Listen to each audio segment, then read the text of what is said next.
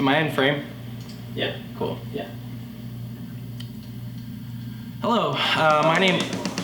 Alright! You're in frame, but yeah. My name is Logan Lowrey-Rasmussen. I am a journalist and also I do photography as of 2 years ago.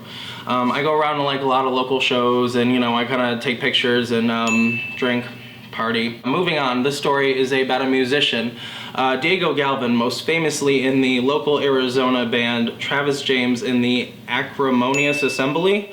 I think that's how you pronounce it, but moving on. So I was at this event, I think March 2nd, 2018, I was at the Friendliest Show too. This was before I bought my camera, and I was kind of just feeling out local shows, local house shows, stuff like that. Plus I knew Jet from the Lion Cutters, and I don't know, it was a fun time. So when Diego Galvan performed his solo set, which was acoustic, he performed this great medley of Somewhere Over the Rainbow in one of his own original songs, which was something that, like, I guess you could say it was just kind of like, yeah, I would say a medley. Edit that out because I was just filling in words. So he finishes it and I'm just like, wow, I'm a really big Judy Garland fan. I'm about 2 Budweisers down in the past and the present. And I was just thinking to myself, let me go congratulate this dude. So I walk up to him, he seems totally cool. He's vibing with everybody and it's just me and him. I'm like, hey dude, I want to let you know I'm a really big Judy Garland fan.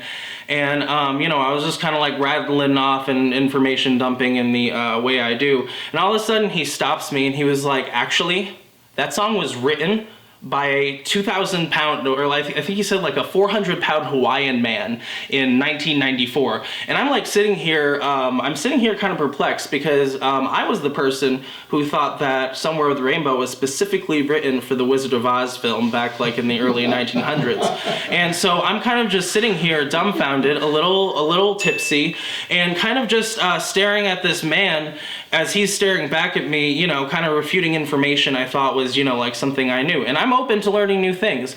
But before I could even respond, I kind of like stuttered a little bit. I was like, he stopped me. He put his arm on my shoulder and he looked me in the eye and says, well, better luck next time, bud. Patted me on the shoulder, walked away. And that was the end of it. I literally stood there in the middle of like all these 20-year-old something people kind of just dumbfounded because number one, they were telling me about my favorite artist, Judy Garland, a 1994 2,000 pound Hawaiian man. I was like, not with it. And then I actually updated that story. I actually confronted him, not really confronted him, it wasn't like a fucking Street Fighter fight, but it was at the Jason Brock Variety Show, and I was just like, hey, do you remember kind of that, do you remember that like show? And he was like, oh yeah, I was really drunk, but I made him laugh. It's a good fucking story, but don't put this in the whole final film that I said it's a good fucking story.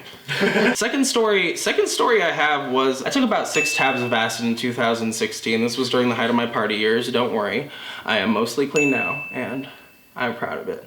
But more importantly, me and I guess you could say me and my friends enjoy underwhelming events. I don't want to say like shows that are bad, but like, sometimes I like to go things that I don't like. Like I decided to go to a rave, which I don't really usually go to anymore. And so we drove out to this desert in the middle of nowhere, and it's literally just like one DJ set, 4 people, and I'm just like, damn. So I'm like on 6 tabs of acid, and yes, I drove. I will say that in front of the fucking court, well, I drove back when, I came down, but essentially, just like, I don't know if anyone, has felt like they've been on acid, but just imagine just like being in the middle of the desert with like your best friends, and you're kind of just like, wow, like you see like the humanity and the debauchery. And now that I'm like saying it, that doesn't sound like a funny story, that just sounds like a sad story, so I'm finished. Nice.